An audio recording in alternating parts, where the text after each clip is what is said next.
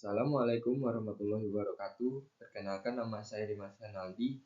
Ingin mempresentasikan analisis bahaya kerja di PT Wilmar Cahaya Indonesia. Pertama, ada jenis bahaya kerja. Terdiri dari bahaya kimia berupa penggunaan bahan kimia kaustik, paparan debu, dan fume. Selanjutnya, bahaya fisik berupa kebisingan, getaran, pencahayaan kurang, suhu lingkungan panas, dan radiasi. Selanjutnya, bahaya biologi berupa kondisi sarana air bersih, kakus, dan tempat pembuangan sampah. Selanjutnya, bahaya ergonomi berupa posisi kerja yang tidak ergonomi. Dan terakhir, bahaya psikologi berupa jam kerja malam dan beban kerja. Selanjutnya, sumber bahaya berdasarkan proses kerja. Pertama, ada potensi bahaya kimia. Saat proses pengelasan menggunakan bahan kimia berupa soda kaustik yang menghasilkan fume dan debu. Dan kedua, potensi bahaya fisika, kebisingan dan getaran saat melakukan proses produksi menggunakan mesin dan alat produksi yang menyebabkan kebisingan dan getaran. Selanjutnya, potensi bahaya fisika, suhu disebabkan oleh temperatur mesin yang meningkat dikarenakan operasi terus-menerus, uap panas mesin, dan angin panas mesin. Selanjutnya, potensi bahaya fisika radiasi, percikan api saat proses kerja pengelasan menghasilkan radiasi sinar ultraviolet. Dan terakhir, potensi bahaya biologi, setiap perusahaan yang terkena pajanan debu harus memiliki tempat makanan yang dipisah. Setiap perusahaan harus menyediakan kakus yang memenuhi syarat. Selanjutnya, potensi bahaya ergonomi di area palm karena cruising. Pekerja bekerja dengan posisi jongkok. Selanjutnya, potensi bahaya psikologi, beban kerja yang semakin berat apabila tenaga kerja juga dituntut untuk bekerja dengan ritme pekerjaan yang lebih cepat dan target produksi yang lebih tinggi, serta jam kerja malam dapat mengganggu aktivitas kerja pada pekerja. Metode yang digunakan yaitu metode kualitatif, mengidentifikasi bahaya SWIFT atau struktur what if analysis teknik. Dengan wawancara mendalam seperti menggali informasi langsung pada pekerja dan supervisor. Kedua, observasi langsung dengan mencatat potensi bahaya di tempat kerja. Selanjutnya ada pengendalian dampak terhadap seluruh potensi bahaya.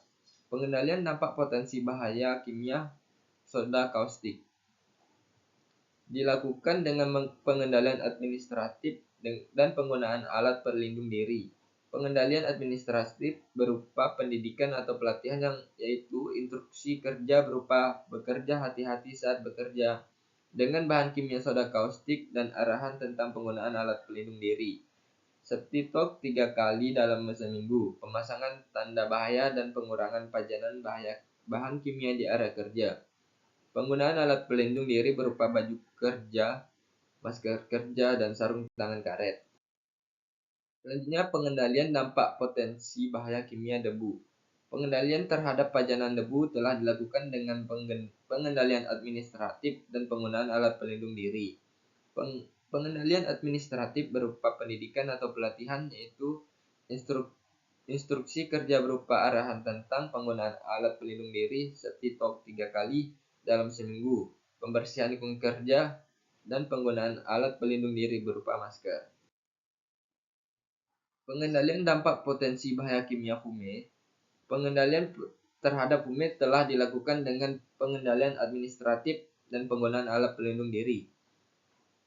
Pengendalian administratif berupa pendidikan atau pelatihan, yaitu instruksi kerja berupa bekerja hati-hati saat bekerja, pengelasan dan arahan tentang penggunaan alat pelindung diri, safety talk 3 kali dalam seminggu, dan pengurangan pajanan area kerja.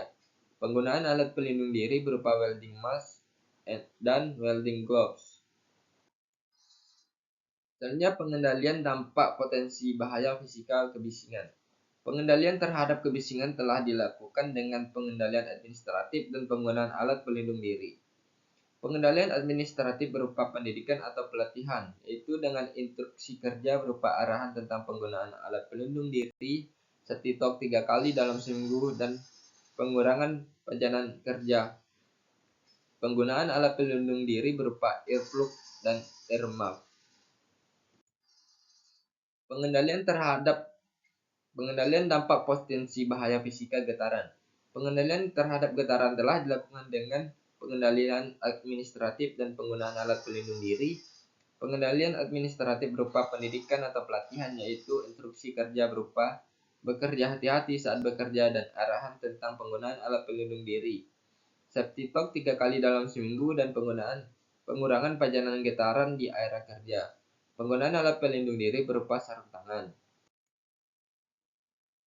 Pengendalian dampak potensi bahaya fisika pencahayaan.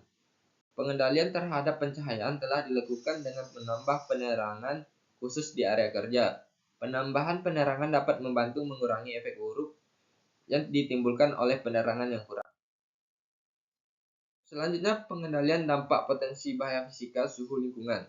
Pengendalian terhadap suhu lingkungan telah dilakukan dengan pengendalian administratif dan pengontrolan terhadap kesehatan. Pengendalian administratif berupa pendidikan atau pelatihan, yaitu instruksi kerja berupa penggantian cairan yang diakibatkan oleh lingkungan kerja yang panas. Safety talk 3 kali dalam seminggu dan pengurangan pajanan area kerja. Pengontrolan terhadap kesehatan dilakukan dengan mengganti cairan air minum. Pengendalian dengan mengganti cairan dengan air minum dapat mengembalikan keadaan dehidrasi yang ditimbulkan oleh lingkungan kerja yang panas. Selanjutnya, pengendalian dampak potensi bahaya fisika radiasi. Pengendalian administratif dan penggunaan alat pelindung diri. Pengendalian administratif berupa pendidikan atau pelatihan, yaitu instruksi kerja berupa bekerja hati-hati saat bekerja dan penjelasan dan arahan tentang penggunaan alat pelindung diri.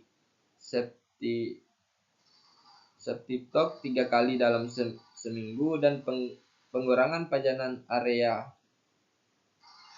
Penggunaan alat pelindung diri berupa welding mask dan welding gloves. Pengendalian dampak potensi bahaya biologi. Pengendalian dilakukan dengan pembersihan lingkungan kerja yang berdebu setiap pergantian jam kerja. Kebersihan sangatlah bermanfaat untuk perusahaan, sebab dengan terpelihara kebersihan, kecelakaan kerja dan penyakit akibat kerja sebagian besar dapat dicegah. Selanjutnya, pengendalian dampak potensi bahaya ergonomi. Penerapan ergonomi dilakukan dengan penyesuaian pekerjaan, alat kerja, dan lingkungan kerja dengan manusia, serta memperhatikan kemampuan dan keterbatasan manusia, sehingga tercapai suatu keserasian dan antara manusia dan pekerjaan yang akan meningkatkan kenyamanan kerja dan produktivitas kerja. Berikut posisi penting untuk penerapan ergonomi. Pertama, ada posisi berdiri berupa tinggi badan, berdiri tinggi bahu, tinggi siku, tinggi pinggul, dan panjang lengan. Posisi duduk berupa tinggi duduk, panjang lengan atas, panjang lengan bawah, dan tangan, jarak lekuk lutut dan garis punggung, serta jarak lekuk lutut dan telapak kaki. Selanjutnya, pengendalian dampak potensi bahaya psikologi.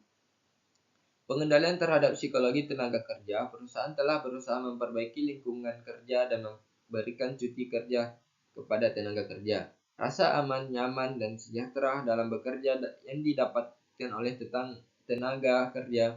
Hal ini dapat terjadi karena lingkungan kerja berupa cahaya, ventilasi, posisi kerja yang tidak menimbulkan stres pada tenaga kerja. Selanjutnya, analisis kekurangan penelitian. Pertama, ada kekurangan. Penanganan bahaya ekonomi kurang mendalam. Tidak ada data terbaru untuk parameter seperti kadar debu, kebisingan, pencahayaan, dan suhu. Dan masih ada tenaga kerja yang tidak mematuhi APD. Saran yang dilakukan yaitu melakukan analisis postur kerja menggunakan alat seperti Rapid Upper Limb Assessment atau RULA dan Rapid Entire Body Assessment atau REBA. Lakukan pengukuran kadar debu, kebisingan, dan pencahayaan, suhu, dan getaran setidaknya setiap 6 bulan. Perlu meningkatkan pengawasan terhadap penggunaan APD dengan memonitoring harian dan penerapan sanksi bagi pekerja yang tidak patuh. Baiklah, sekian dari presentasi saya.